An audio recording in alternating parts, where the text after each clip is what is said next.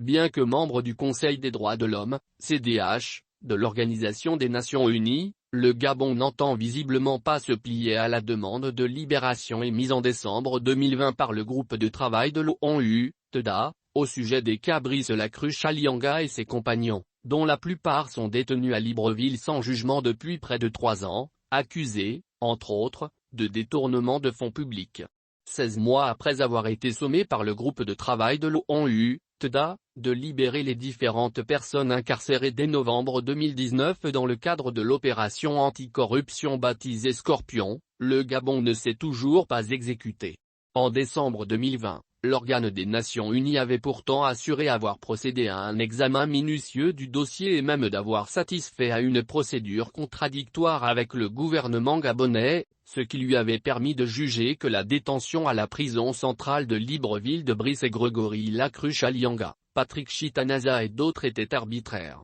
Mieux, l'OTEDA avait justifié sa demande par le fait qu'un ensemble important de preuves avait été développé sur les conditions de détention extrêmement mauvaises au Gabon, particulièrement au sujet de 5 des prévenus faisant partie de l'entourage de l'ancien directeur de cabinet d'Ali Bongo. À l'époque déjà, l'OTEDA avait exigé aux autorités gabonaises de veiller à ce qu'elles reçoivent le traitement médical nécessaire. Plus d'1 an après, l'organe onusien n'a pas réussi à se faire entendre, y compris au sujet de la situation sanitaire de Brice Grégory Lacruche Alianga qui est jugé critique, à en croire leur avocat Meange Kevinzigou. Le 13 octobre 2020 pourtant, le Gabon a été élu membre du Conseil des droits de l'homme de l'ONU aux côtés de la France dont certains journaux n'hésitent plus à considérer Brice Grégory Lacruche Alianga comme des prisonniers politiques.